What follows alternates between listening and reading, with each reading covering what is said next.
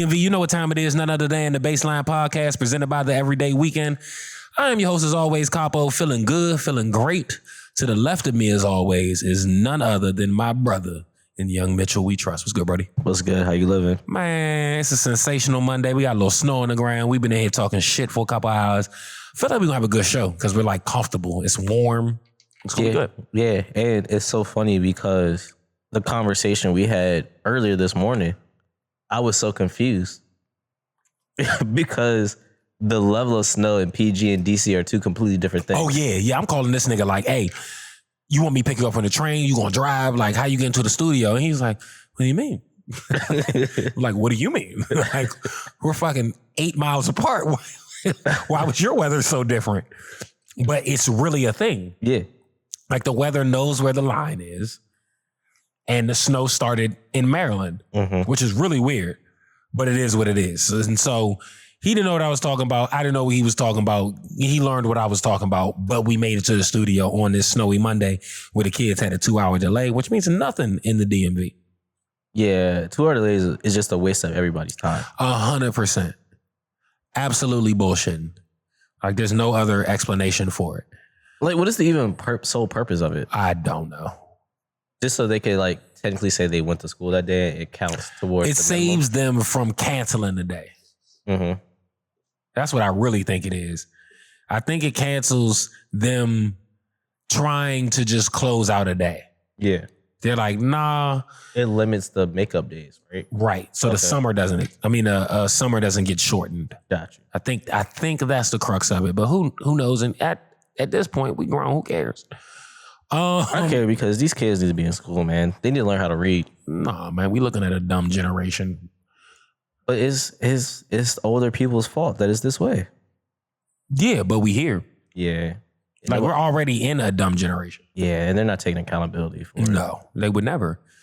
With that being said, let's talk about accountability. So Ebro,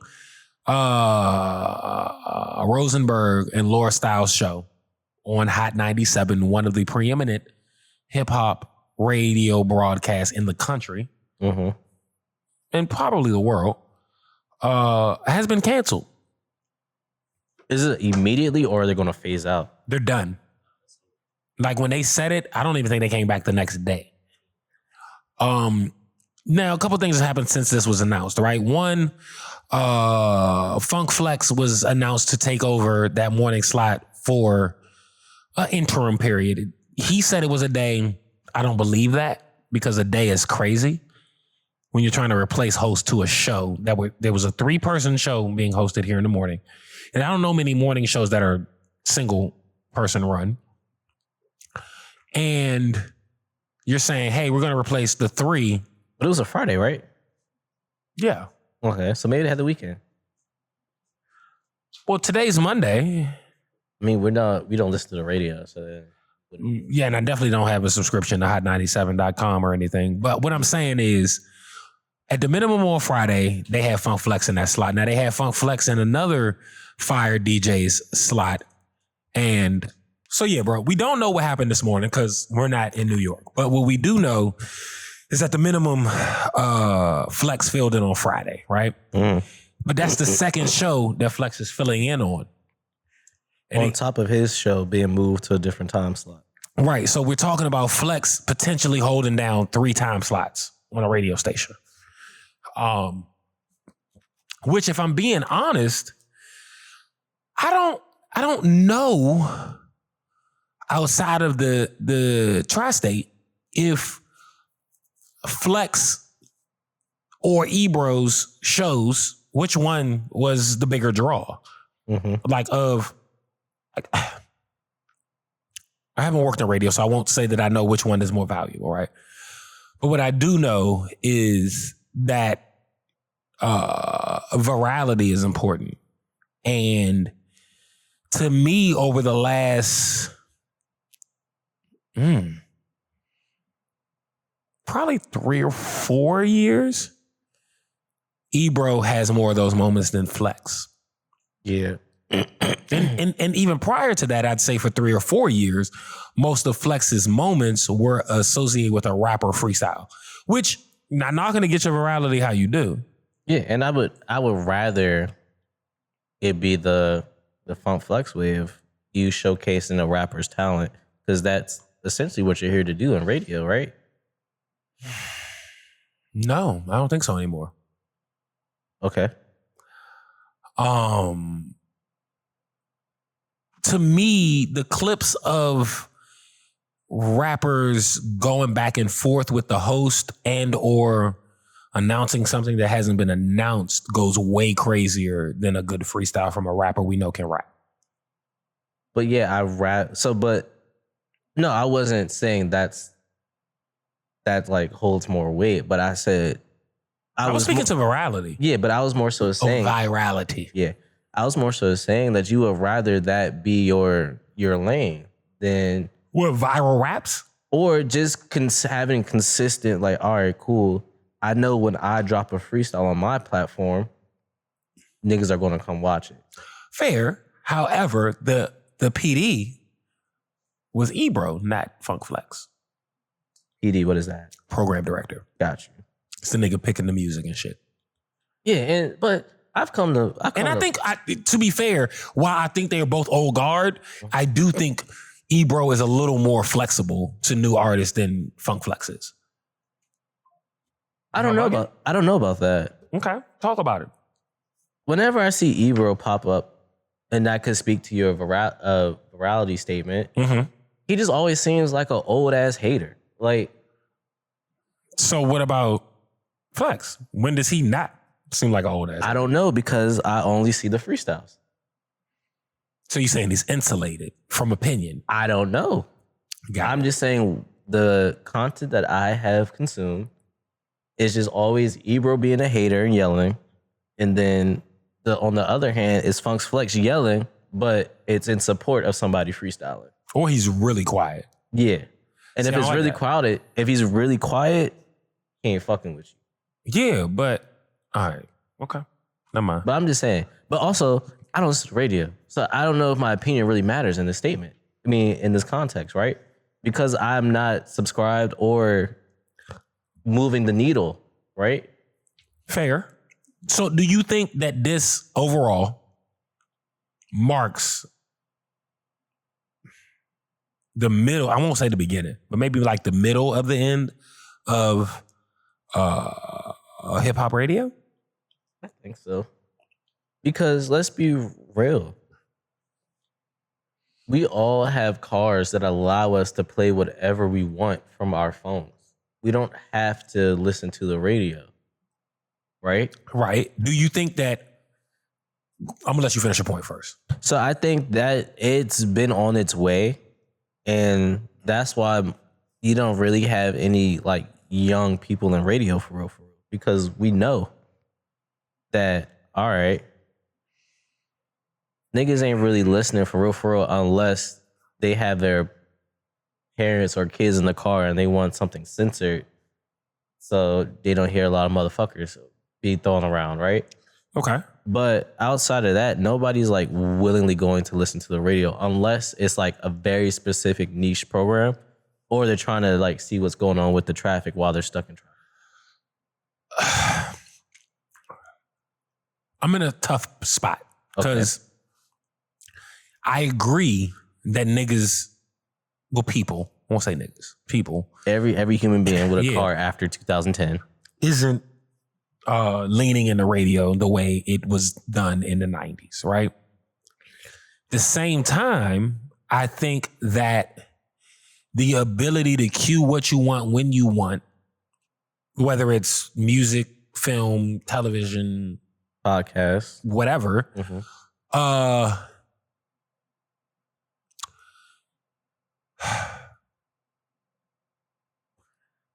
and this, I'm trying to find the right words for this because I don't want it to land like I'm encouraging groupthink.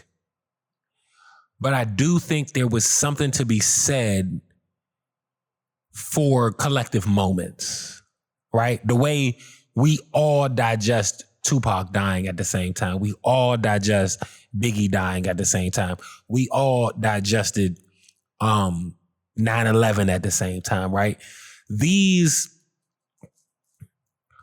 major cultural moments for the country are now being segmented into silos. I would disagree with that. Okay, go on. Because we all have social media. Right, but everybody's feed don't hit the same. Yeah, but for the vast majority, if breaking news to the topic of 9/11, Tupac dying, Biggie dying, case in point, when Kobe died, when Nipsey died. Let's move a little bit more current, because Nipsey was 2019? Nipsey was 19, Kobe was 2020. Okay, so let's move post-COVID. But I don't think who would you equate to somebody being on that level to make this comparison fair? That's died past 2020? Yeah.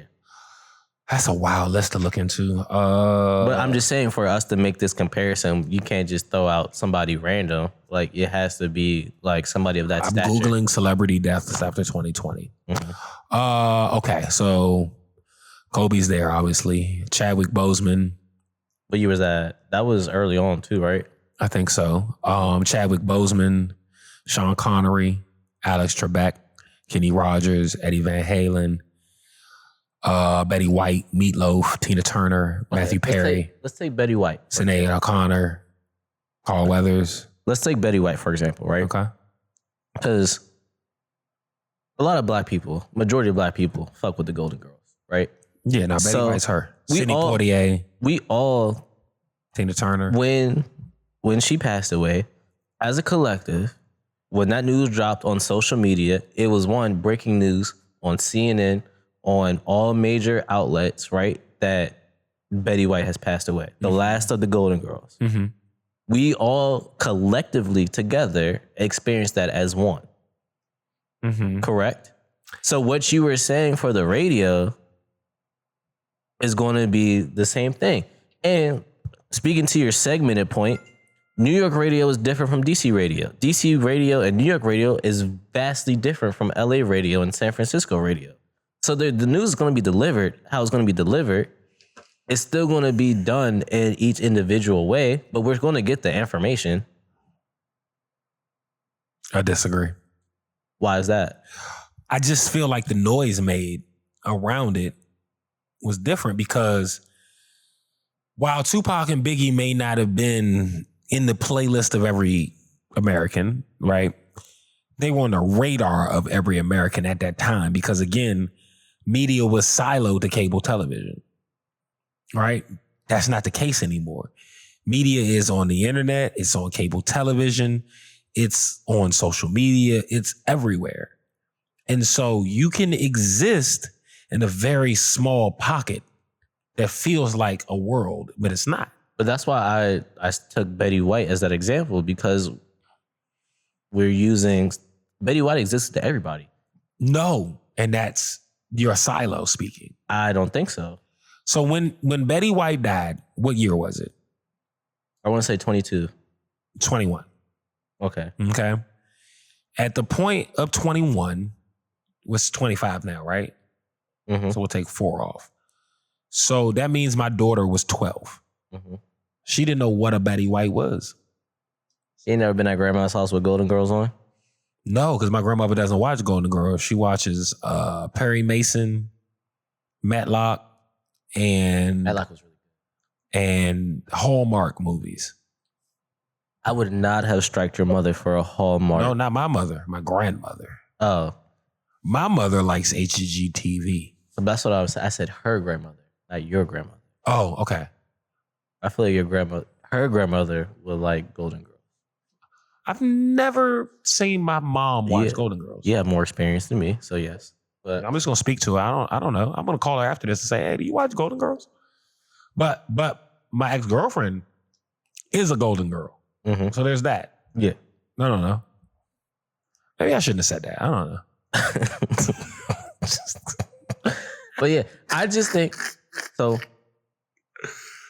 I don't know, man. It's very interesting. And we went on this tangent. I forgot the original point. My original point was that media is not as uniform, consolidated as it used to be. And so we don't have like a national moments the way we used to because everything's siloed. So like, for instance, there was a shooting at Brown University over the weekend. Mm-hmm. I had to find out about that through my girl because why else the fuck would I give a fuck what's going on at Brown University? Like, why would that hit my timeline? Because we have so many shootings. And I think it's going to sound fucked up. Actually, I'm not going to say this. I'm not going to say it because let's do it. It's terrible. It's going to sound terrible. I'm not going to do that. All right. But I'm down. We just have so many shootings that it just desensitizes. We're desensitized to shooting. Sure. So I don't think that's a good example of we should know about the shooting at Brown University. Well, there was also a shooting last week at another university as well. Well, I guess another university as well. So we're desensitized to this shit. I guess for me, it was a. Is it because of the Ivy League school? Is that why it should stand out? No, not for me. Mm-hmm. For me, pretty much every day during the week, I get up and consume news. Mm-hmm. Both in like reading and audio consumption. Mm-hmm. So generally speaking, I'm pretty aware of what's going on in the country at a like high level, not where I want to talk about it in depth, but enough to be like, oh yeah, no, I did see that. And that's crazy. It was days after when she said it. And I was like, you said what happened? And then she broke it down and I was like, I didn't see nothing about this. But again, when I go do the things to make me aware of what's been going on, it's proactive. Mm-hmm. In my reactive state, that didn't make it to me. Okay. You know what I'm saying? Mm-hmm. And unfortunately, we created a scenario where major news, it's its job to find you and not you go find it. And I know that sounds crazy to younger folk, but there was a time when everybody went to go buy the newspaper every day. So they knew what the fuck was going on around them and globally. But one could say you were only getting the news that they wanted you to see. That's fair, but how does that differ from your algorithm not giving you the fact that Brown University was shot at? I mean, well, I think your algorithm might have given you that information. You just didn't see it. It didn't. Do you follow news outlets? Yeah. I find it hard to believe that you follow news outlets and...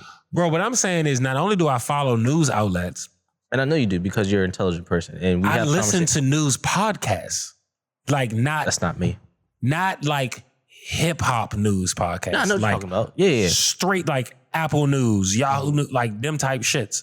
I listen to those. Now, none of them are as long as like a JBP or our show even. Mm-hmm. But they do give you 15 or 20 minutes of daily news, and I listen to them daily. Mm-hmm.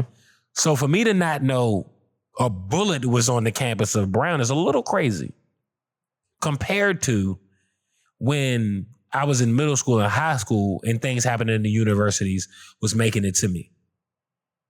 As a nigga who wasn't reading the newspaper. Yeah, and I honestly, I get what you're saying. I understand what you're saying. But I think it's just we're just so desensitized to shit especially with campus shootings, because it happens so often. It's not news anymore, right? It was the same, but perfect example. The same day Charlie Kirk got shot, it was a shooting in Colorado the exact same day. So we're just, we need gun reform. That's point big period. We need gun reform. Second, we're just so desensitized because it happens so often. It's like, damn, all right, cool. Another one. And it sounds fucked up, but that's just the reality of how we think about it, right? You're not wrong. So I want to, because I don't know how we got to gun violence, but I want to circle back to where we started. which was... It was the news. That's how we got there. In the radio. We were talking about Ebro and the radio and that. In reference to this, because the Ebro thing spawned Drake celebrating the cancellation of the Ebro show. Right? Which a lot of people had things to say about, right? Because arguably, there was a point in your career where you needed this show. And you needed them to platform you. Oh, Drake and Ebro got beef? Yeah, it's years back stemming. And basically, the most recent of it is like Drake not liking that Ebro and them was kind of celebrating Kendrick and his win. That's the most recent of the beef. Okay. Well, I can't be really mad at Drake because if I was mad at Drake for celebrating the end of Ebro, you also have to be mad at Scotty Beam for celebrating the end of the show too. But also, whenever she went on that show, Ebro did kind of do her kind of treat her unfairly a little. All right, let me ask you this. Why do we care about Scotty Beam in 2025? I think she still does good hip-hop. What is she doing? Where does she work? She's an independent contractor. Where is she contracting? All over.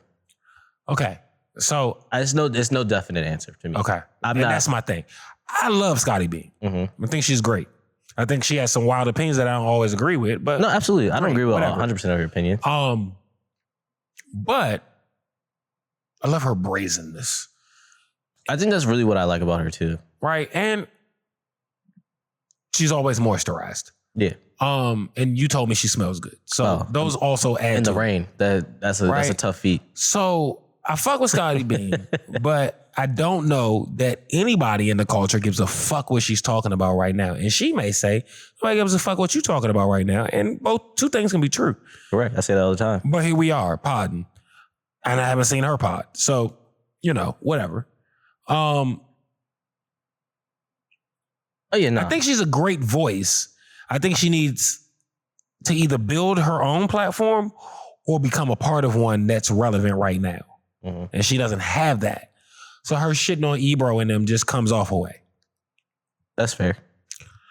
Same time, Scotty, come join the baseline. I got everything you need. We got everything. We got cameras. We got lights.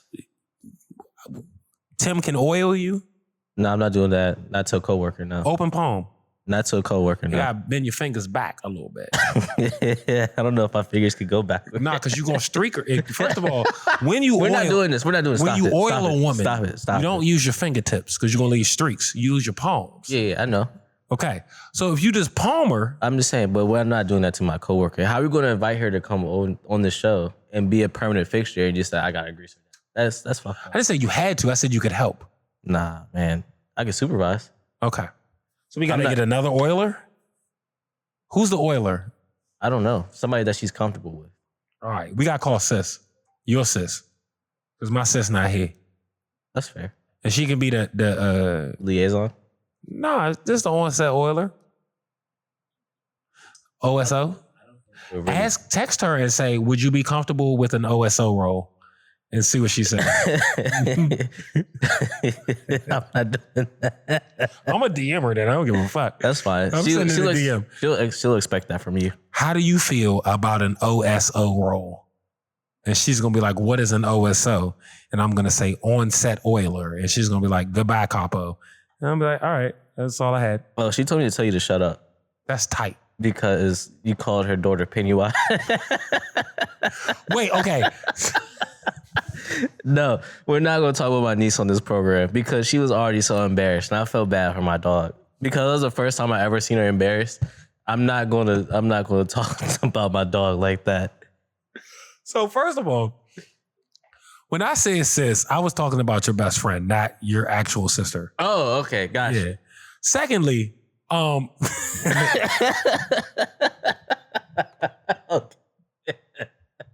Secondly, you can tell your actual blood sister, I don't give a fuck. Her daughter is absolutely Pennywise. And that's gold. That's why she don't want me to say it. It's actually copper. But Say what? It's actually copper. But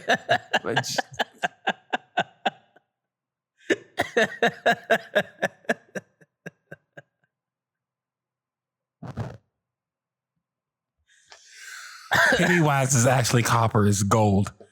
Okay? Y'all do the math. I don't care.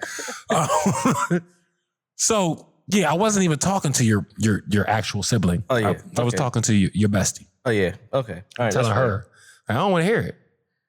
Because that's my nigga, and I can argue with her in public. So, Yeah. it's great. But with that being said, the last thing I want to talk about on this A segment about Ebro and the cancellation and blah, blah, blah, blah. We're still here. Yeah, I got one more thing. Okay.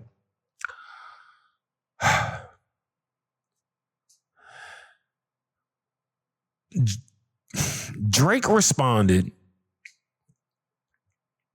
to the Ebro firing with an axe emoji in the comments.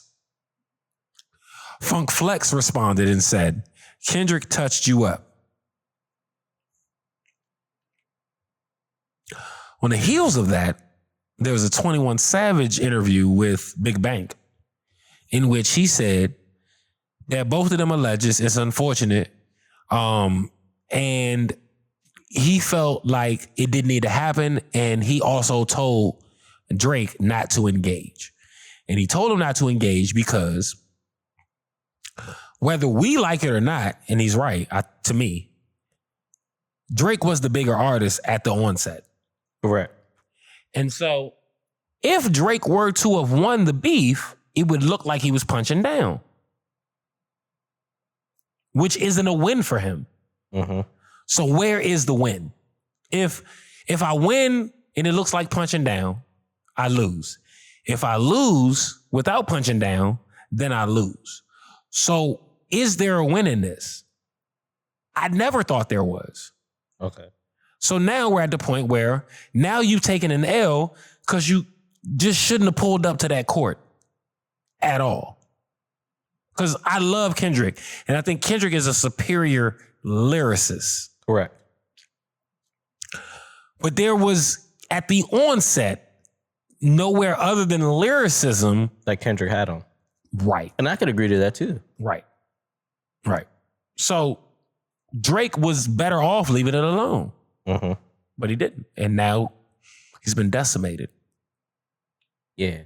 Yeah, nah, it'd be so, it's not wild because I still listen to Drake to this day. I'll never stop listening. But he didn't have to take that L. It wasn't a necessary L. And we know it wasn't necessary because J. Cole was in the mix at first and he was like, you know what? I'm good. Now that I think about it, Drake's been in 3 beefs. And they were all with lesser, quote unquote. I agree. Lesser artists, but they were all lesser artists, but better lyricists. Yeah, I knew you was about to say that. So he's technically 1 and 3 in these beefs. Mm-hmm. Because he won the Meek beef. He did. He lost the Push beef. Mm-hmm. He lost the Kendrick beef. Correct. Now, if we're being honest, we're looking at 3 niggas, 2 that are super cerebral, though. When we talk about Kenny. Oh, you say, you mean Push. 1 of 3, not 1 and 3.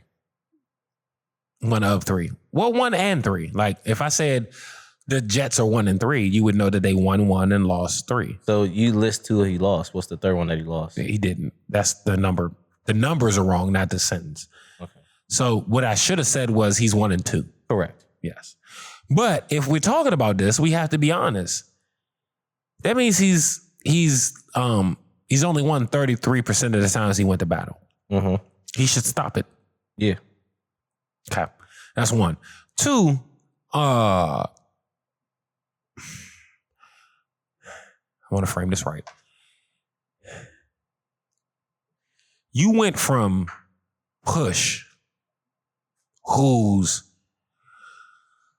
a certified drug dealer, street guy, and lyricist, Mm-hmm. who dismantled you. and then pretty much decided to let you live. And then you went to Kenny. And regardless of who we think is the better lyricist, Kenny went 5-6 tracks deep with this guy.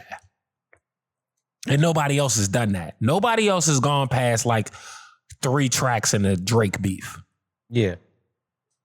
He went 5 or 6 and still won. And you would think that the numbers are on Drake's side when you get to the point of more songs because he's a hit maker. Mm-hmm. And he lost. All right. So when 21 Savage says he told Drake to evade this beef because there's no win in it, I think he should have listened. There was never a win in this for Drake. It's your ego, man. Your ego fucks shit up. Yeah, there was never a win there. Like where could he have won? Because if he'd have decimated Kendrick, right? Everybody would have said, you're the biggest artist in the world. We expected it. Yeah, but the problem is a lot of times, especially as of late, we criticize Drake for not rapping enough. So I guess he was trying to rap his way back into like, all right, niggas, I could rap. I'm not giving him that. I'm going to tell you why. Because nobody ever asked him to be in a rap beef. We wanted him to rap on the albums. Okay, that's fair. You know what I'm saying? But I think in his... Nobody ever asked him like, hey, we need you to also be a certified battle rapper. Nobody cared. Yeah, but I think this would, in his mind, if he would have did this would have expedited that thought process. Because let's be real. He don't want to rap like that anymore. I agree. He wants to make the melodic raps. And I think that's his best bag, honestly. Timestamp Drake is the best Drake there is. 8 a.m. in Charlotte, 6 a.m. and 6 p.m. in Calabasas, or wherever the timestamp is for that shit. That's when Drake's at his best. The BPMs are lower and he's just talking. Like we said earlier before the show, when he said talk that shit in the crowd and niggas looking at you crazy. You know why? He trying to do his other shit right now. He not talking. He not getting the shit off. So on those timestamp tracks, he's getting his shit off. And so he felt... I think the consensus is that Drake on timestamp tracks is his better rapping. Yes. And so in his mind, he's like, oh, I could do this as well. Which he did not rap bad in any of his diss songs. No, he just got out-rapped. He just got out-rapped. And that wasn't caliber. When your ego's in the way, you don't think that could happen.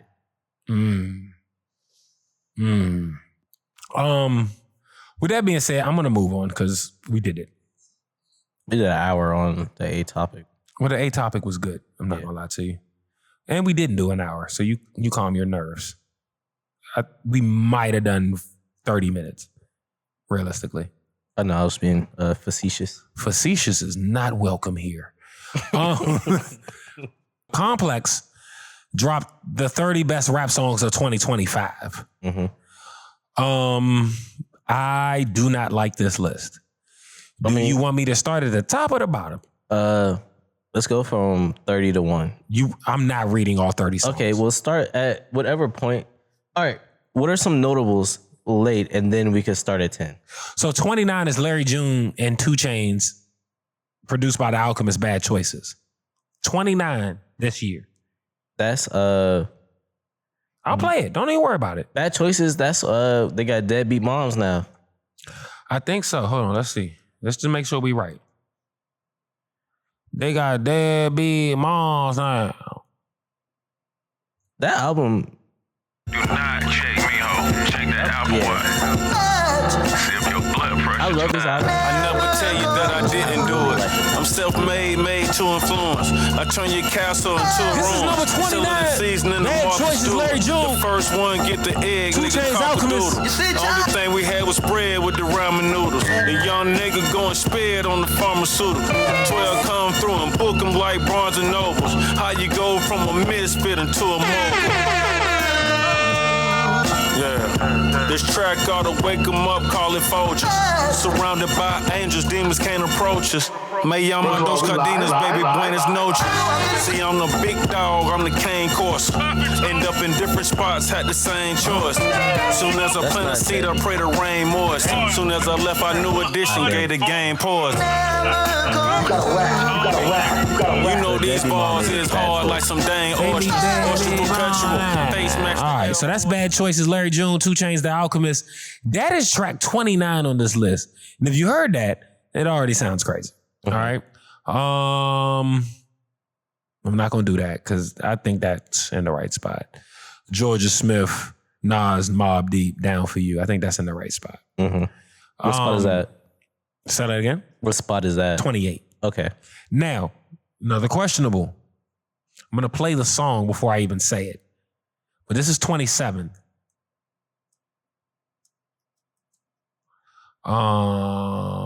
There it is. Let's play it. See what you think, Young Mitchell.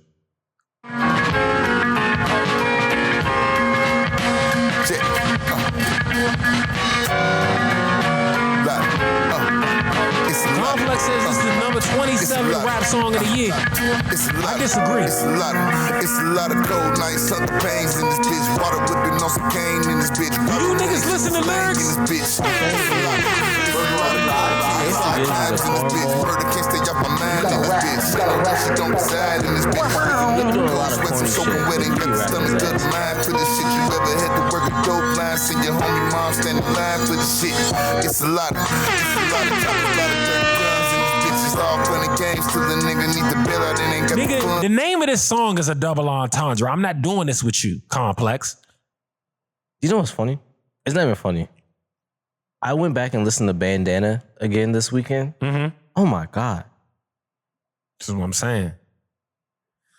Let me see what else on here is a stand. We need another Madlib Freddie Gibbs. I agree. Mona Leo's on here at 22, putting you down. I fuck with that. Okay. I wouldn't have it. I probably would have had it lower, like 26, 27. Okay. But I fuck with. I like the energy that song brings, and then when you see it live, it makes it even better. I respect it. Mm-hmm. At 18, we got Cardi B, Magnet. I don't even think that's the best project off her album. I mean, it's the best song off her project. It's not, but I respect it. What stands out next? All right, let's go top 10 down. Mm-hmm. S the Kid, Fame Mink, and Rico Ace, LV Sandals. I'm not familiar with that, so I can't. I've never heard that song.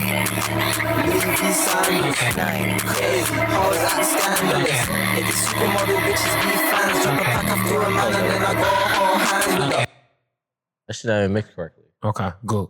I'm on the same page. Number 9 is Playboy Cardi, like Wheezy. I'm not playing anything Playboy Cardi here. Some people probably say that's number 1, but go for it.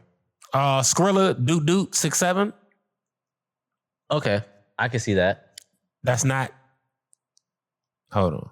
I mean, that's the song where all the kids are like 6'7". Like that. The impact that it has. He is savage. So many dead, so many ass. For some reason, I didn't think that was him. Cool. I'm cool with that. Yeah. Metro Boomin, Quavo, Brisky, and YK Nice, Take Me Through There. That needs to be top 5. That shouldn't be second. That needs to be top 5. Take me through that, take me through that. Y'all know this stuff. Take me through that, take me through that. This song is Take me through that, take me through that. They should have Take me through that, take me through that. Where we going, twin? Take me through that, take me through that. Where we going, and nigga? it's the Take me remix. The through that, original take didn't me have through Quavo. that.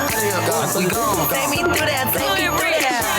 She gone. Out of that, ooh, she gone. Yeah, it had to. Yeah, she gone. Maybe I thought it was an original version without him. No, because they hadn't put out any music since that album dropped. Mm-hmm. Which is why it's insane that they haven't went on tour. Well, so that was 7. Mm-hmm. 6 is Drake, Nokia. Okay, I can live with that. 5.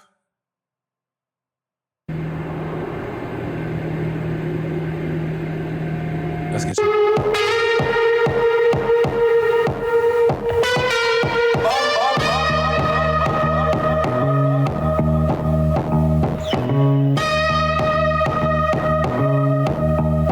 vaguely remember the song. Uncle said, nigga, you must be sick. All you talk about is just get rich. Choke my neck, nigga, and ice my bitch. Beat the system with chains. This is culturally inappropriate.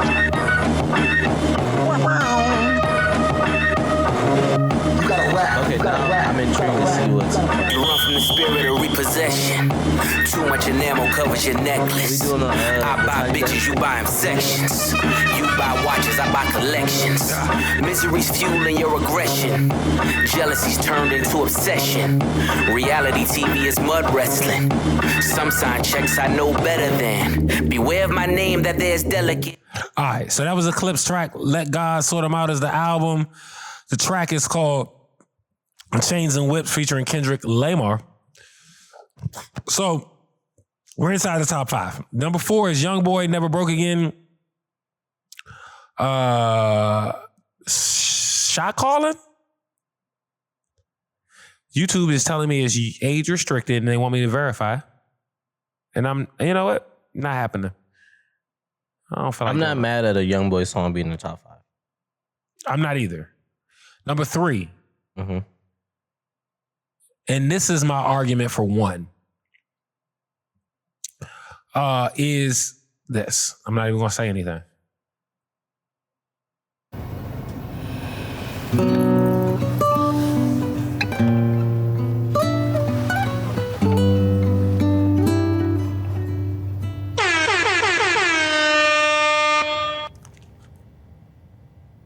First of all, we live. If this world were mine.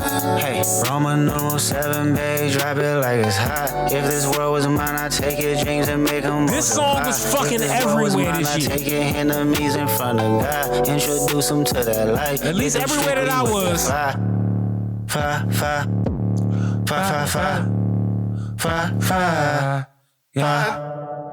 seen that shit live. Seeing the song live in the year that it came out. And it's the video version, so it's got all these breaks in it and shit. Yeah. And seeing the song live the year it comes out, it adds to the significance. Right. So the last 2 was G-Herbo went legit. I don't think this song.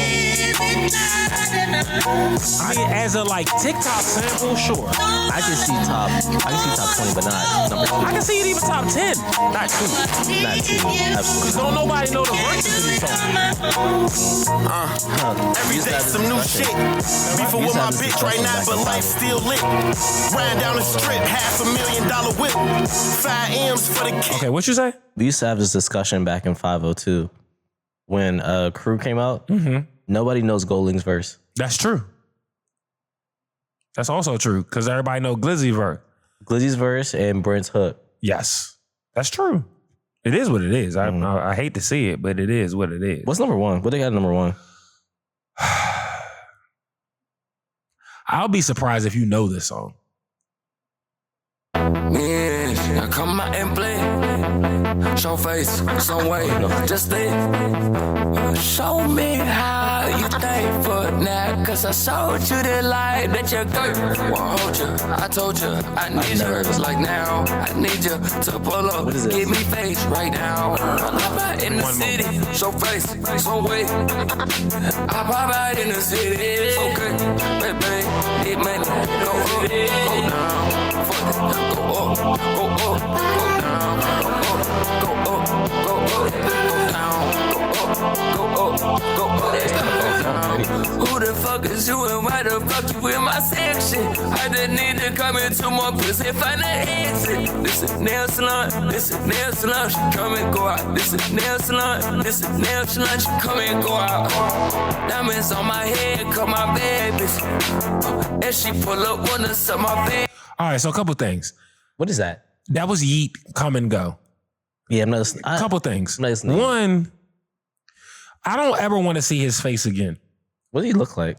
He looks like a white boy that's uncomfortable in the space he's created for himself. Okay. He does not look comfortable where he's created.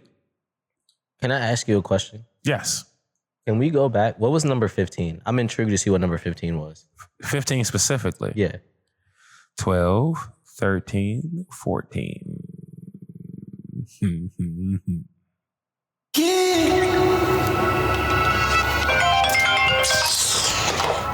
Oh Lord, it's a little yeah again. Why? Fuck this. I'm not playing no more video versions. Let me pull up the full version.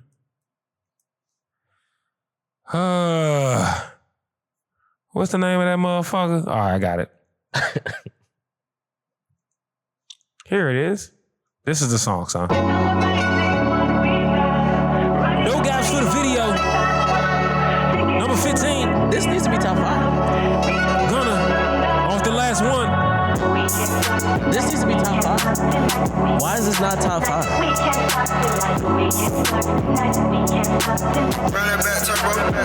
Nah. We getting fucked tonight. Who getting fucked tonight? You getting fucked tonight. She getting fucked tonight. She getting fucked tonight. She getting fucked tonight. She getting fucked tonight. She getting fucked tonight. Where's the Deska at? She would not allow this to happen. Start calling her phone. She getting fucked tonight. Blowing down our line. You the buster type. Knowing that you lying, we don't go for the hype. What we know about it? Second when I drive, baby, know what I like. Spray that pussy wild, let me go for a dive. Really outside with it. Oh, she's not a complex no more. Okay, that makes sense. Who getting fucked tonight? You getting fucked tonight. Ready that night, I pay whatever the price. I knock her down on my strike. I wanna fit it inside. Give a million strikes.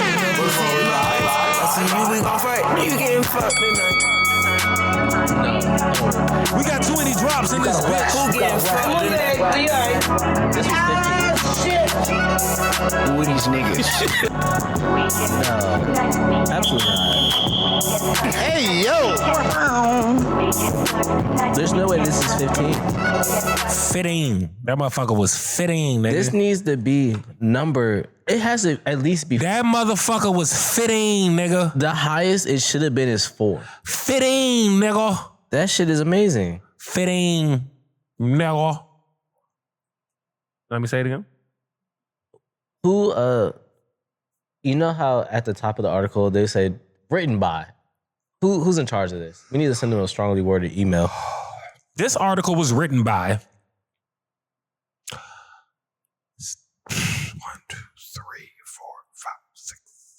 7 different people? 1, 2, 3, 4, 5, 6, 7, 8, 9, 10, 11 people. Article produced by Dimas Sanfiorenzo, Jordan Rose, John Barlas, Antonio Johori, Jade Gomez, Trey Alston, Kia Turner, Josh Svets, Leah Sheridan, Will Shube, and Mr. Wavy. Dropped on December 14th. We can... Okay, he don't like it. We're going to send a strongly worded email to each one of those people. I think the list is ass. It's terrible. If I'm being honest, I think... Here's what we need to do. Okay. Can we drop our own list? Okay, I'm down with that. I think. I'll tell you in the morning. Yeah, you have to... I feel like you haven't looked at your calendar for tomorrow yet. I haven't. That's why I said I think. Yeah. But, you know, I might be... See, that's what you calendar people just operate on your calendar. You memory niggas, y'all can have that. I'm not pretending to be that good anymore. So, any other thoughts on this top 30 rap songs of 2025? All of those people sound like they're under 25. So I don't like that. Well, Kenny was on there. Yeet being the number 1 song of the year is insane. Is that just you being old? No, I don't think I'm that old. But I just never heard the song before. And even, I know I'm not that crazy because my friends who listen to music that the trend younger, have never said anything about Yeet this entire year. What's interesting to me is that... So if it was the number 1 song of the year in actuality, I would have at least heard about it. Here's my thing. I've heard this more.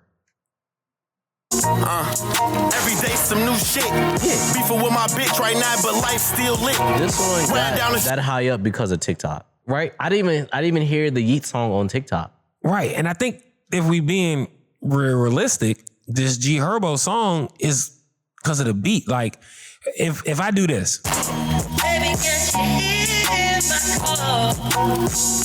No, this beat is amazing.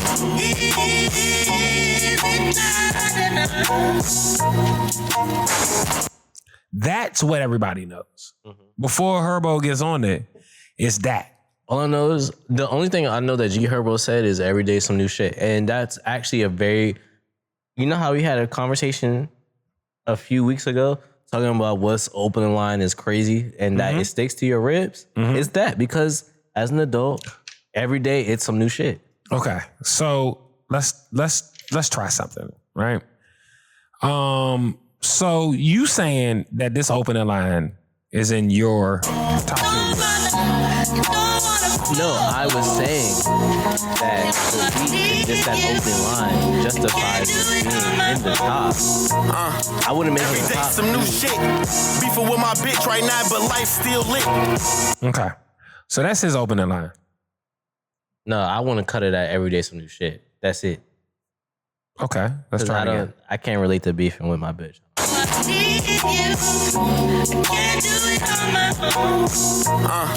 Every day some new shit. Beefing with my bitch. I'm not beefing with nobody. I don't think that beats Sweezo. Oh, you're what you eat. You niggas mid bitches? Yeah, no, for sure. Okay. We gotta play it. No, you relax. You gotta deal with it, nigga. Okay. Hey. You are what you eat, you niggas mid bitches. I don't need more friends, I need some more riches. That can't be my hoe unless the bitch pick. You gon' be around when shit get tricky. These niggas ain't on nothing. Pillow talking to the same hoes, we had face down in the pillow cause we really on something. Maybe Okay, what was you telling me, nigga? No, I was trying to tell you some show shit. Oh, okay. Well, hopefully you nudge me in the right direction. I know we're gonna agree on it. But, Okay. So while we wrap that up, I think so. My biggest takeaway is I kind of want to look at this entire list now, because if Who's Getting Fucked Tonight is 15, that's asinine, right? Let's just start there. Point blank period. Fucked tonight. That's asinine. Especially when no one's heard that Yeet song. Nobody. Like, what high school kids influence you guys this much? Because where are they? Because I have a high school kid. Who is going to a Yeet show? Well, somebody's going for sure. But you I trip don't me know out every time you do that shit. What? You trip me out every time you do that shit. It's science. Yeah, I know it is, but I just don't want to participate. But you should try it. But because, especially not in this area, because none of this shit is mine, and I don't want to waste nothing. I mean, if you waste it on the table that way, it's not a problem. Yeah, but then you know how my life works. Everything goes terribly wrong. But downhill, nigga. Yeah, I'm Larry David for real. But yeah, and I'm laughing because it's in the frame, so the beer is just leaning in frame. Yeah. Look Got at some this. scissor. That's the cover art for this episode. I'm an idiot. Yeah. Go ahead, bro. My bad. But yeah, man, it's just like, what type of academics ass list is this, bro? Like, it's like nobody's out here. Like, I've never heard a Yeet song outside, right? I've heard the G Herbo outside. I've heard every other song in the top 5. I heard it outside, right? I haven't heard the number 1 song outside. That's a problem, right? That's the problem for it to be number 1. Correct. It could be 29. You heard NBA outside? Shot caller? Yeah. Okay. Just checking. And NBA YoungBoy. His last perennially not a radio darling. Yes, but NBA YoungBoy, as much as I don't like his fans, his music's not bad, right? I can't speak to that. But I'm speaking to it. So no, I'm just saying I cannot. I don't listen to enough. And the song that they picked for it being top 5, it wouldn't be my choice, but I understand it. And he has a sold out arena tour at every city he went to this year. Mm-hmm. Mm-hmm. And it's not just the YNs, it's everybody. Like, I almost went, but I just didn't want to be in that crowd. I just didn't feel like being around all that shit. Nor did I want to pay that price. But because I didn't fuck, I fuck with him, but not just that much. Because I know if he would have did AI Youngboy 2, guaranteed like half of that. Yeah, I would have went. Okay, but he had a really good year this year, so I understand him being in top 5, and he deserves it. Okay, but Yeet, get the fuck out of here. What are we doing? Yeast. Like what are we doing? Get Yeast out of here. Yeast is funny, but but like, what are we doing? Like, it's like the more we go to Complex, they lose credibility, right? Yeah. And like, what's the shift? What's next? How do we get rid of this? Gatekeeping. I mean, I understand, but we had a conversation earlier. It's needed because it keeps riffraff out, but apparently the riffraff is still getting in, so who's really gatekeeping? Because, again, there's nobody gatekeeping on the premise of being a hip-hop head, right? We're letting people in to dictate narrative that are fans of a particular artist. You're right. Not the culture, right? And so cultural norms get upheld when someone is at the helm that believes in the culture, not a particular artist, right? You know what? If I was culturally based, if I was artist based and not culturally based, I'd have been done with hip hop a long time ago. Mm-hmm. Off of, there's the Diddy, there's been enough scandals in hip hop to leave hip hop alone. Yeah. Right. But when you're culturally based, you believe that the culture will supersede the bullshit. But you know, right? You know what if academics can have a voice, we're not doing things correctly. No, it'd be debated we are. Why? Because we're upholding standards. He's not. But shouldn't there be a standard? That's what I'm saying. We're upholding it. So I'm confused then, at your point. I'm saying that upholding the standard is not popular. Mm-hmm. That's why gatekeepers have been denounced. I'm here for the gatekeepers. Right, but you're not the norm to me. Maybe I'm wrong. No, I'm not the norm. Right, so then. I think Billie Jean is the greatest rapper of all time. He should have had at least 2 songs. Yeah, monotone raps. My man had a song, he said, so I'm like the third little piggy, I'm gonna fuck with the bricks. That deserves to be in the top 30. But I'm not going to argue with you about Bodie.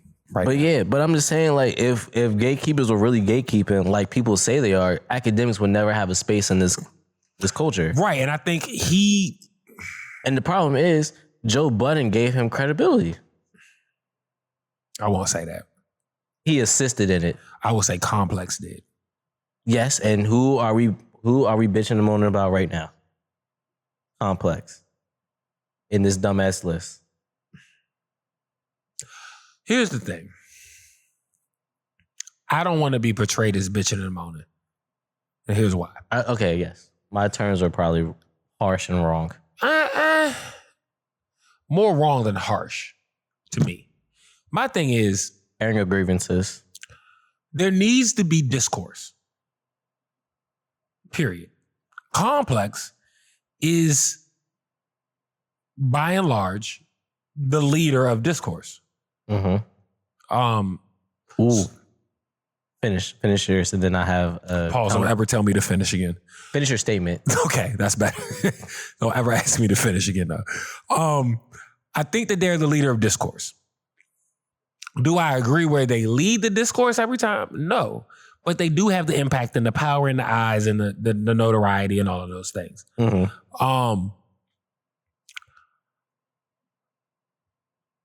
Academics is a little too erratic to be the pulse. Yeah. And it's unfortunate, but it's the truth. He's erratic. He's a goofball, clown, all the adjectives. Now, the downbeat on that pulse, I would say, is the JBP. So the upbeat is Complex, the downbeat is the JBP. And a lot of people, as in black people, clap to the downbeat. Yeah. We clap on the 2 and the 4. White White people clap on the 1 and 3. Yeah. Right? So Complex is the 1 and 3. Joe Budden is the 2 and 4 to me. Well, not Joe Budden, but the Joe Budden podcast. Yeah. Let's be clear. I'm not that big into Joe like that. That's crazy. I think he curated a space that I respect, but am I like married to Joe Budden and his opinion? No. I respect his opinion. Married? No. So I say that to say, I think we found ourselves in a spot where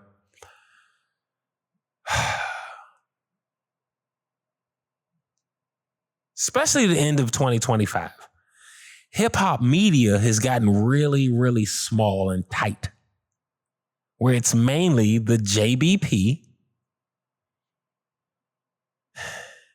what Complex says, kind of Joe and Jada,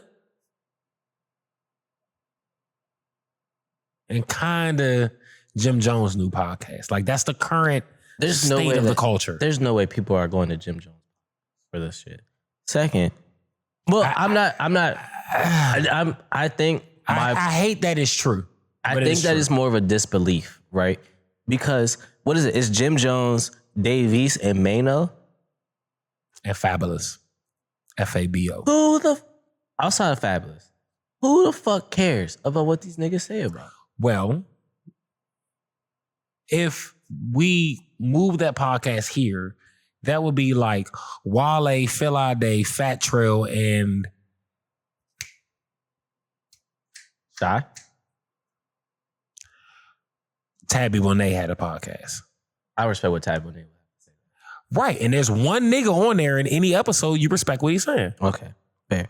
Because to me, Tabby is Jim. He's not Wale. Yeah. Where Fabulous is Wale. Fabulous is Wale. Tabby is Jim. And then, okay, yes. But the thing is, I don't know about New York rap scene like that outside of like, I fuck with my New York rappers and what they say, but how they move and how they participate in the culture within the New York ecosystem, I can't speak on that. Got you. I've seen how Tabby Bonet moves when he's in DC. And he makes coffee for niggas. And he's still treated like a legend. And Put Me in the Pocket came out when I was in middle school. She put me in the pocket. But you made an interesting point that you, a few statements ago, were saying that academics is the cause of discourse or Complex. That's an entity of discourse. And speaking of what happened 2 weeks ago, and it just clicked in my mind, that's all that Made in the DMV is. It's just discourse. That's why every time we have those conversations, I don't be wanting to hate, because I'm like, they ultimately do shift culture and shift the conversation. And I can't knock that. And I was so frustrated because I didn't want to give that platform any shine. And I agree with you. Yes, but I understand why you did it. And when you broke it down, and then it just really clicked when you just said that, because that's the only space that they exist in. Because remember when we were on 2 reviews and we went through all of their posts and we found nothing musically unless they were doing it. They weren't spotlighting anything. No. But then they wanted to be like, hey, the DMV music scene, what's going on? Y'all not doing nothing. We'll do some fucking groundwork too, like we've been doing. We just took niggas to New York. But the thing is, like you said, it's a facade, right? Selling the dream. So yeah, and to be fair, most niggas are so sold on the dream that we sound crazy, and that is why the PPP tour is existing. Yes, and so I this is why you are the shepherd of this entity, because I was so animated and heated that we never talked that much in that chat that we did that day, and I was just so upset. It was like, why the fuck are we doing this? Like.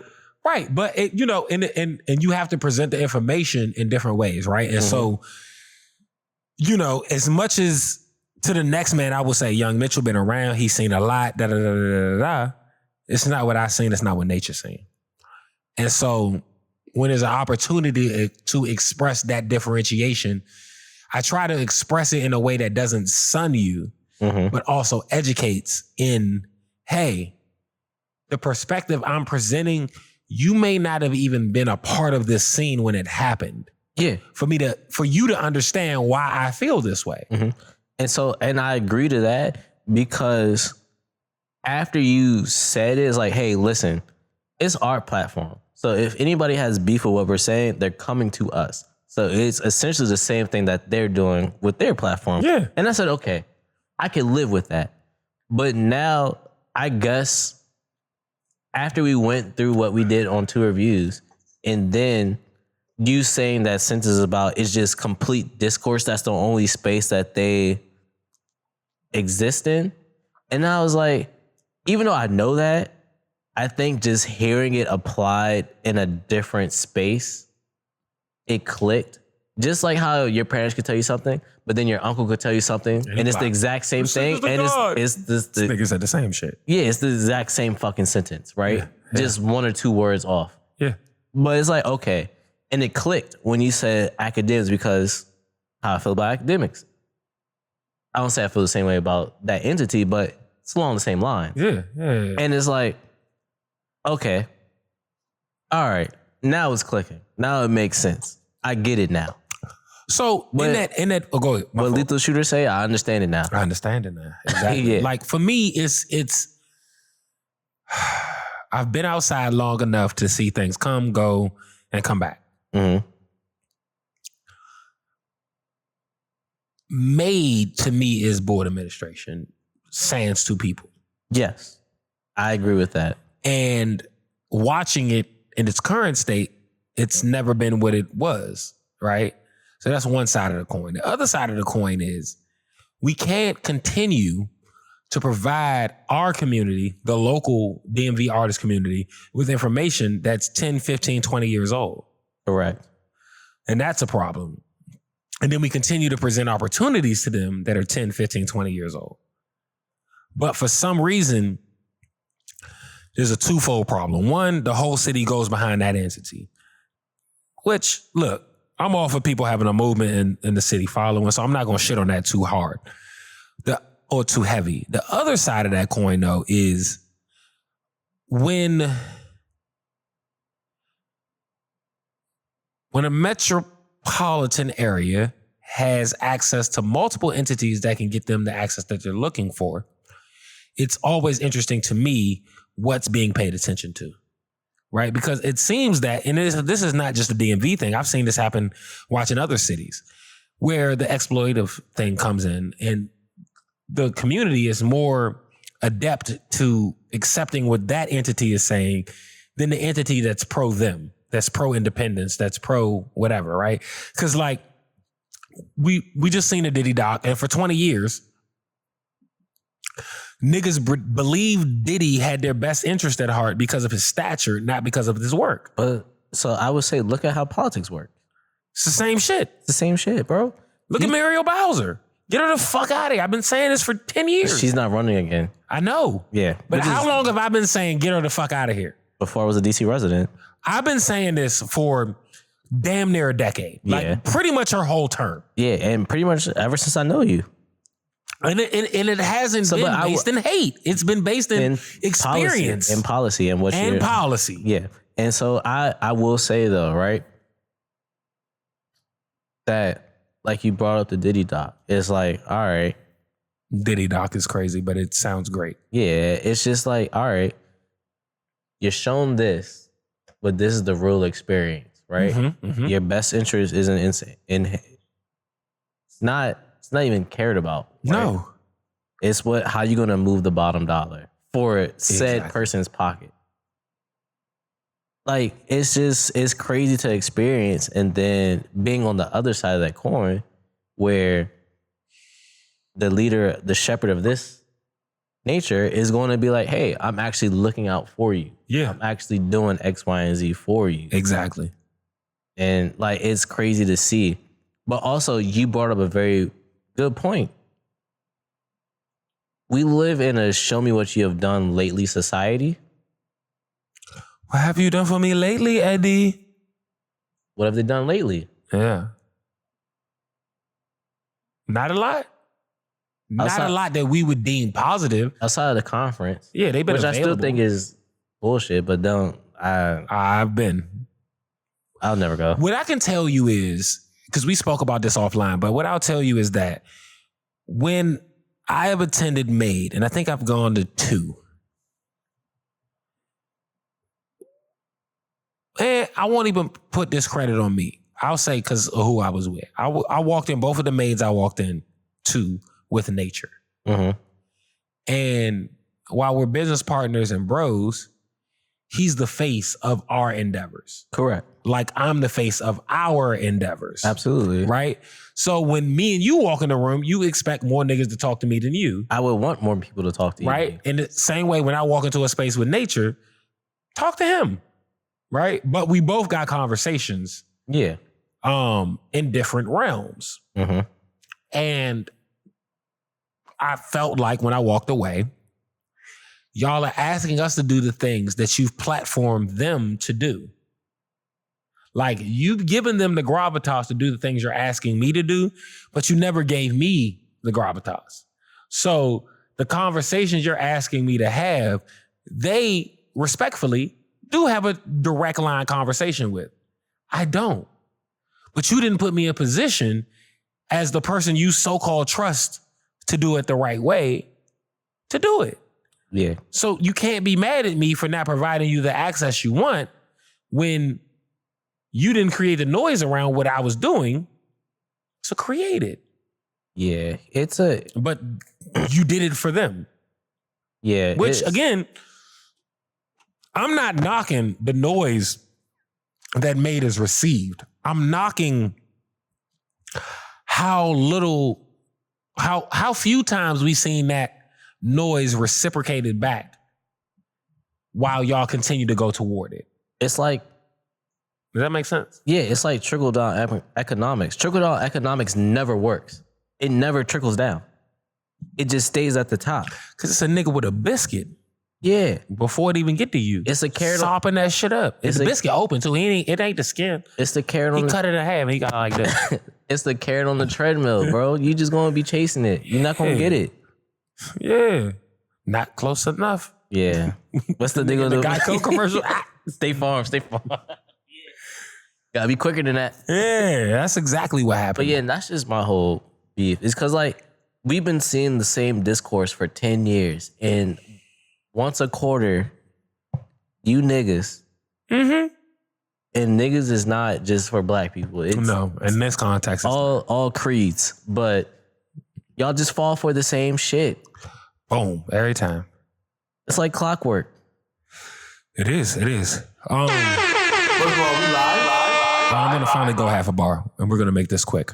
Yeah, we could just do sports and get up out of here. All right, so fuck all these other topics because they weren't that great. Wait, no, I got one because this is amazing. So Blueface.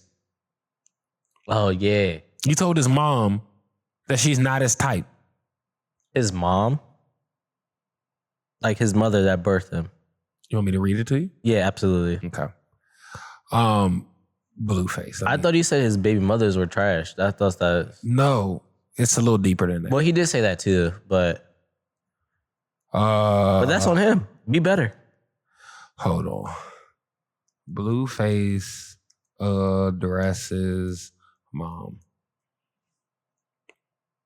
But nah, if your mother looks like your girl, I'm concerned. So rapper Jonathan Porter, also known as Blueface, publicly called out his mother this week on social media. He told her to stop getting involved in his romantic life. The exchange came after an onstage scuffle at a recent party. It follows several personal up and downs for the West Coast artist. His post drew wide attention and renewed online debate about family boundaries and public behavior. Basically, what Blueface said was, "Mom, you are too involved in my relationships, and I'm gonna fuck who I want, but I'm not fucking you." He went on X and he said to his mother directly. Basically, he said that a romantic. Let me read the actual quote. He said, "Mom, we could never have sex. I'm not into that. Please stop being so invested in the women I'm laying down with.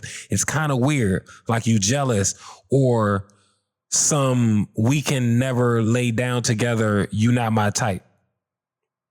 That last part of the sentence after the "or" didn't make sense, but the first part did. He said, "Mom, I'm not fucking you. You got to be less invested in who I'm fucking." Right? I heard him. Because what's the Commander's quarterback name? Jaden Daniels? Yeah, Jaden Daniels is dealing with a similar problem, right? Mm-hmm. The other side of this coin is you nutted in Krishan. And the baby mom before Krishan looked crazy too. So you're 2 for 2 on sketchy semen situations. Triple S.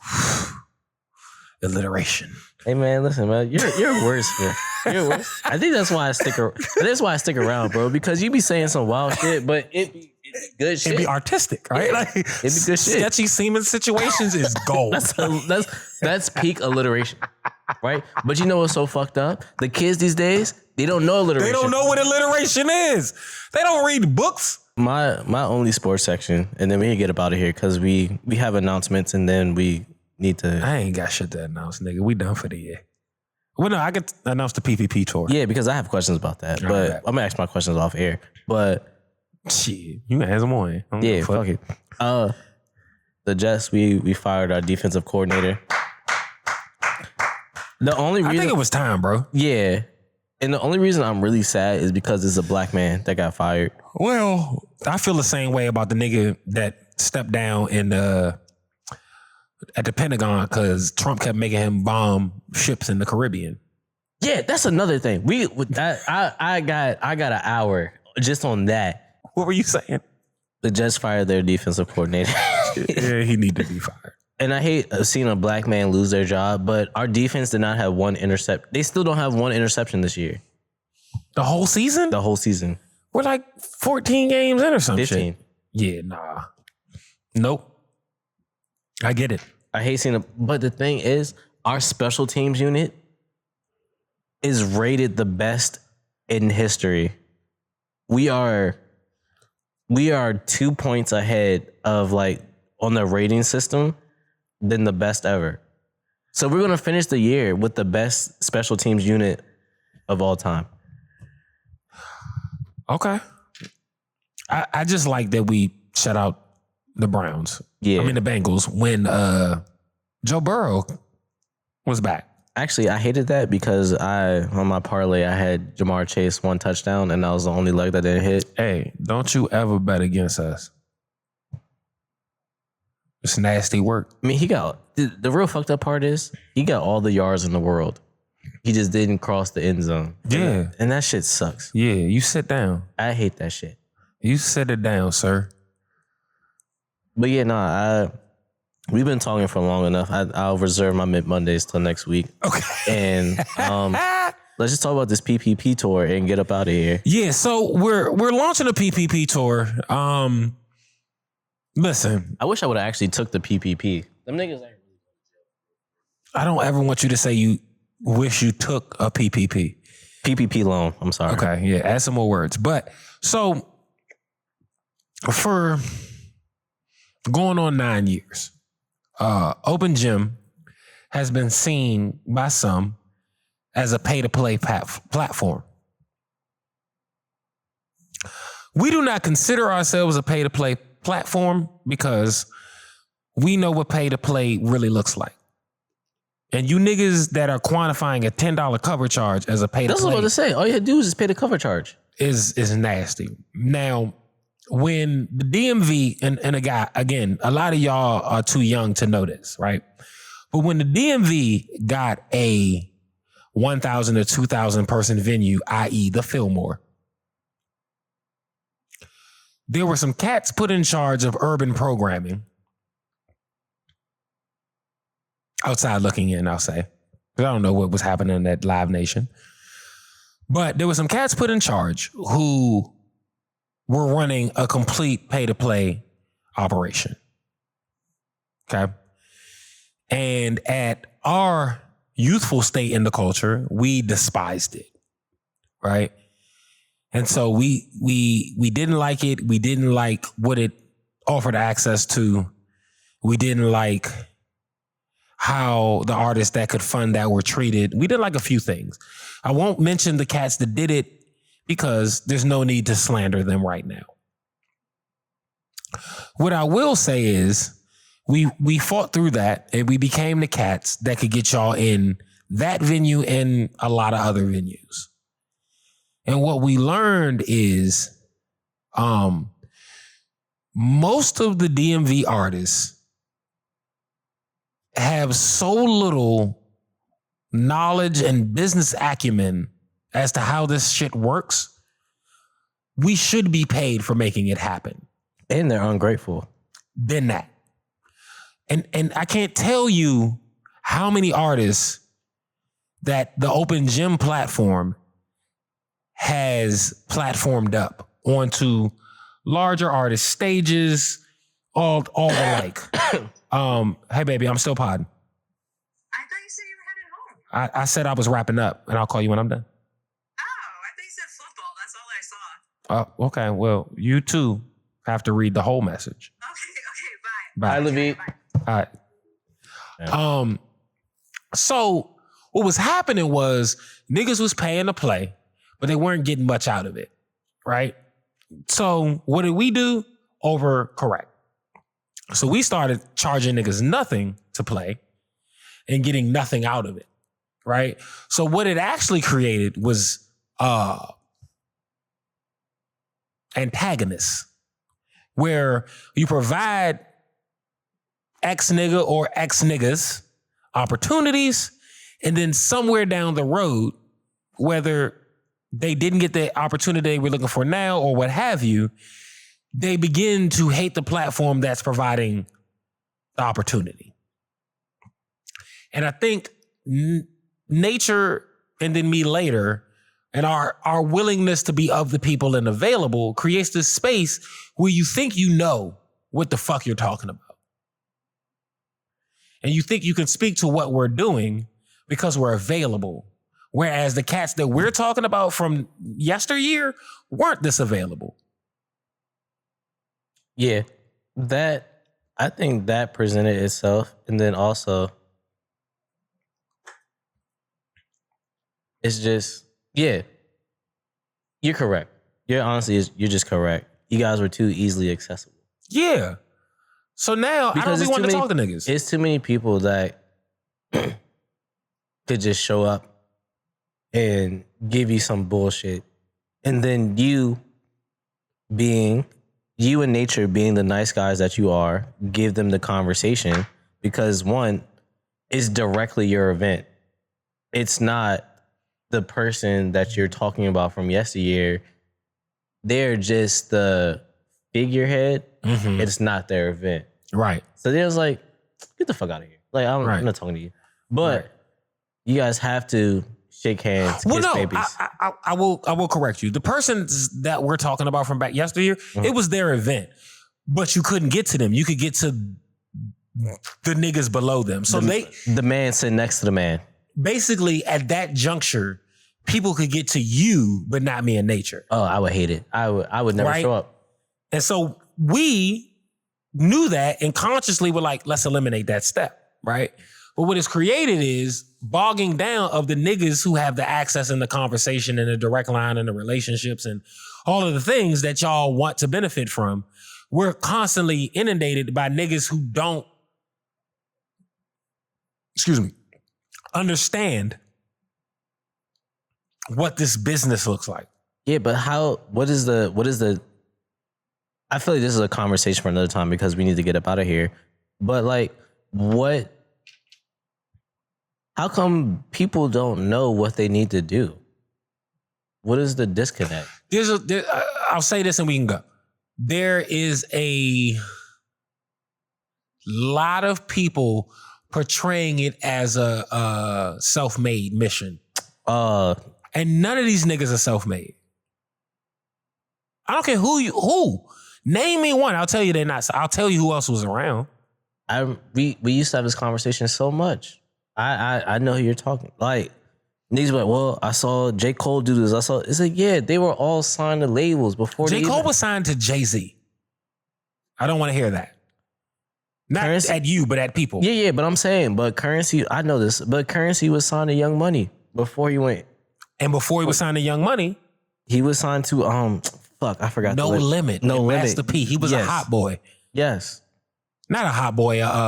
Big timer. Big timers and hot boys are Cash Money. Mm-hmm. No Limit had damn.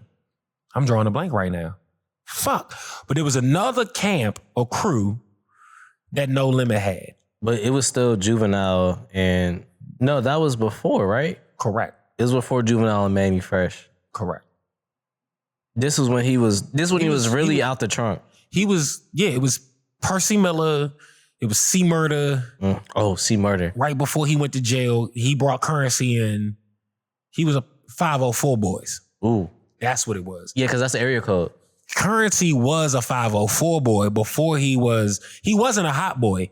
He was technically signed to Young Money before Tyga. He was the first signing. Yeah. Tyga. Before Drake, before Nicki, before Tyga. What's my man? Before Gutta Gutta. I'll never forget Gutta Gutta. It was Currency. Yeah. Because he was certified in New Orleans off of the No Limit thing. Yeah. That's what I'm saying. Yeah, man. But like, I don't understand how people try to get into a game and not know enough about it, right? Yeah. Especially as an artist. Because most people who are trying to be artists, if not all, want that to be their sole thing. Yeah. So why don't you know this much anything about it? Like anything. Just anything. Yeah. I get it. But with that being said, we taking the gloves off.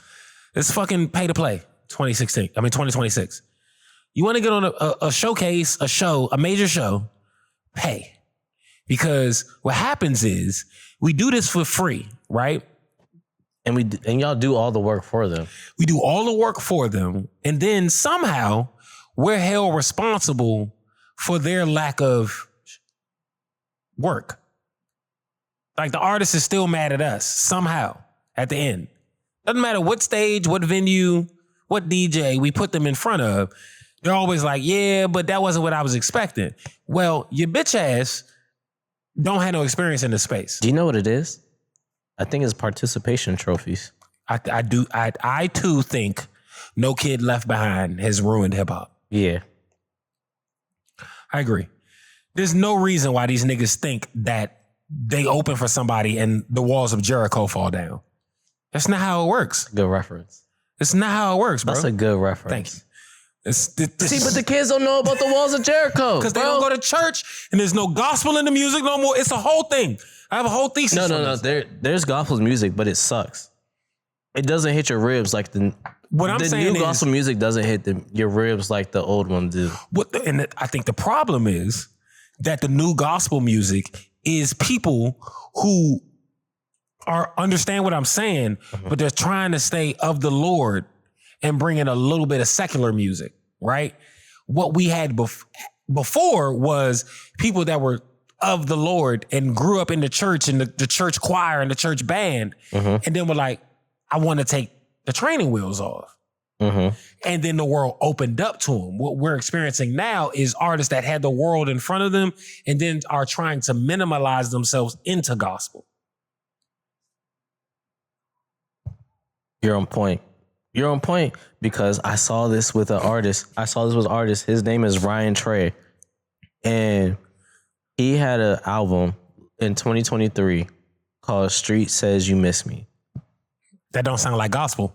Fire, toxic, Sorority Kid type shit, right? And then he transitioned to a Christian artist. The music sounds the same, but it's like the beats and everything sound the same. It's just a gospel album. There's just a little bit of God reference in there. No, it's not. It's all God. Right. But if everything else is working, right, what's probably keeping people from this is categorizing as gospel. Yeah.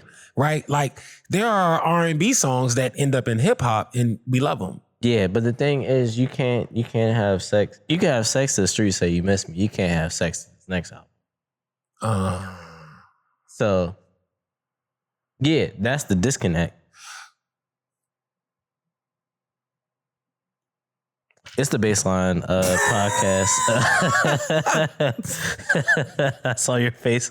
No, we're not doing it. It's the Baseline podcast presented by the Everyday Weekend. Yeah, I'm your host as always, Cabo, feeling good, feeling great. I'm going to get us the fuck up out of here because what I was about to say was going to get us the fuck up out of here. Good show. Great show. We're doing 2 reviews tomorrow. Y'all won't know this because by the time this comes out, it'll be after. We're going to do 2 reviews next week, I think. I got to look at the date. It's the day before Christmas Eve. I was going to ask you about that. The day before Christmas Eve. The 23rd.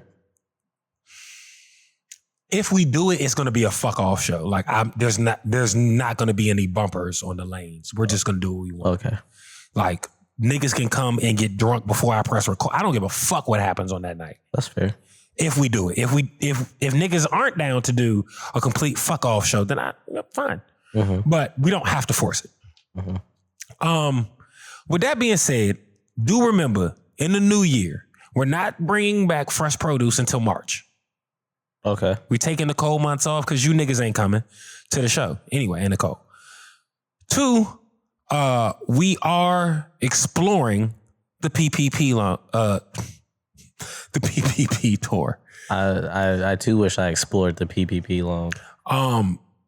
It's looking like a win because more niggas are willing to pay to play than say they are. Now the other thing is in the metropolitan like the DMV, right? There ain't a lot to have in the first place. Do you think niggas are willing to pay because they feel that they're going to get a guaranteed result if they pay?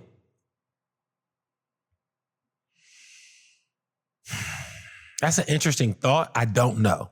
Okay. What I do know is that when we offered to pay, niggas didn't put their best foot forward. When we offered to pay the artists, we're just trying shit.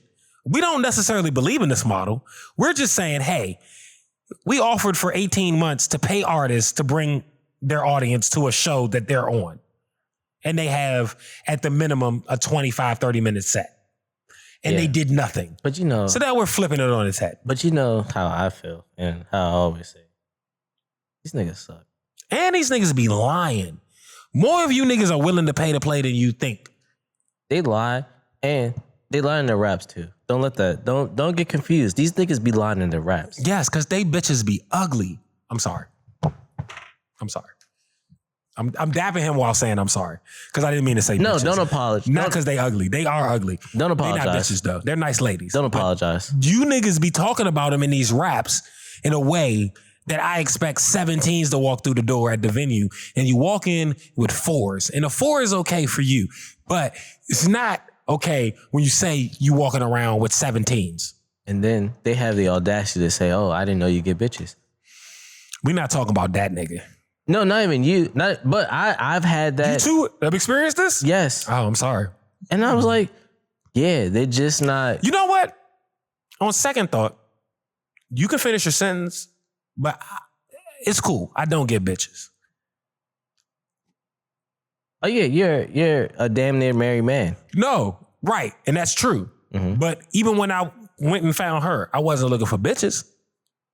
Yeah, and that's the thing. I wasn't. People go out looking for non-headaches. People go out looking for women. That's their whole goal of the night. Right, but these niggas be looking for women that they don't want past tonight. And that's the problem. Right? And I think that every man and woman experiences that era. I had a few nights like that. Tonight's not that night. And I was still successful in those nights too. Yeah, but when you 35, 40, not there yet. 50, yeah. Even at your age, it's time to start taking some of these women, no, for not sure. bitches, seriously. No, for sure. It's time. Listen, I was on an engagement. I found out my homegirl was married. Didn't even know that shit. Nigga, what? I've known you closer to a decade than 0. Correct. You've never had a legitimate girlfriend since I've known you. But I was trying to take women seriously though, right? Correct. I'm just saying. Yeah. That's a thing, right? Yeah. So at the juncture we're at now, I'm like, yo, all right, I get why you're dubbing women at an all-time high. Because at this juncture, if it don't click, it don't click.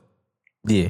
I get it. I'm not wasting time, bro. Because I'm in the same spot. Like, I've told you, I've told my woman, if this don't work, it's over. None of you can have me. And it's not because I think I'm great. It's because I don't want to deal with it. Yeah. And I think I got another 20 years of like doing what I want outside if I choose to. Mm-hmm. Will the rooms I go in to do that change? Sure. Absolutely. Like it may be a club now and a library later. But I know I'm going to get it off. A library. I'm good. What you know about that Dewey Decibel? Listen. Hey.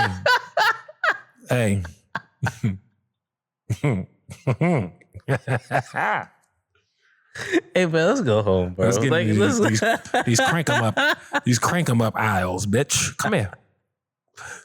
Let's lock in for real. What you know about that Dewey Decibel? Hey, listen. I'm just trying to see what's up. Oh, man, that's funny. What's wrong with the Dewey Decimal? Nothing's wrong with it. That's just funny because I know the tone. I could just envision you saying that. What's up with this Dewey Decibel? What you doing over here in this aisle right here? Yeah. Catch that bitch in the 800s, the 899s. Yeah. With the real literature. Yeah. You know what I'm saying? The real, you know what I'm saying? It might get a little romantical section is because you can't talk to her in like the philosophy area, the science. The encyclopedia. Yeah, we can't, the history and geography and shit. Like, nah, we gotta move on. But where the fiction books exist, that 800 to 900, yeah. Let's talk about it. Yeah. Let's talk about it. That's where Romeo and Juliet. A Midsummer Night's Dream. I got a Midsummer Night's scheme for you, bitch. Come here. It's already planned out. Get over here. It's gonna be a midsummer night in February. Yeah. I'll midsummer you anywhere, girl. It's gonna be hot on the 14th. I'll tell you that. Let me tell you something. Tomorrow, is it feeling midsummer? It's only a day away. I'm gonna check the temperature every time.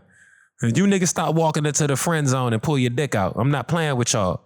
It's 2026. Stop playing with these women. Make your intentions known. I don't mean literally pull your dick out, but don't play with her and end up in the friend zone. If you don't want to be friends and you want to bag her, tell her you want to bag her.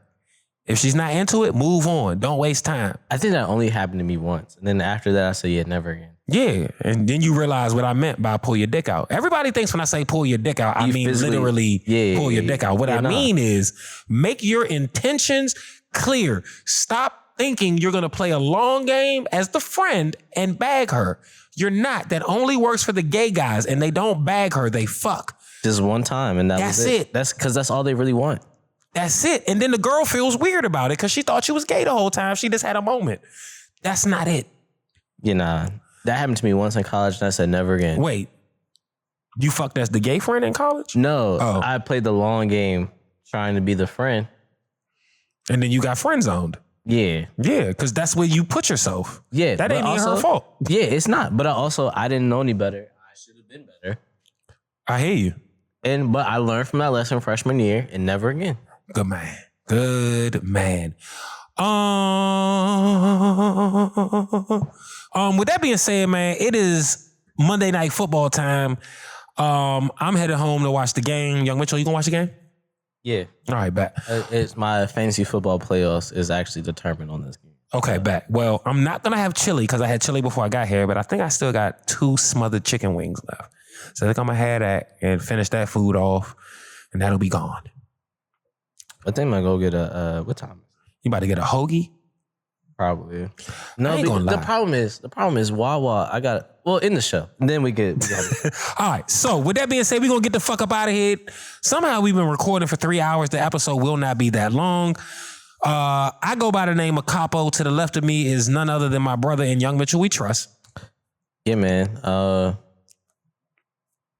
it's too cold out here, man. We got to figure this out. This is some Detroit temperatures out here. That is true. But as we always do, I'm gonna close them doors, bro. Yes, sir. You know it. Step back, doors closing.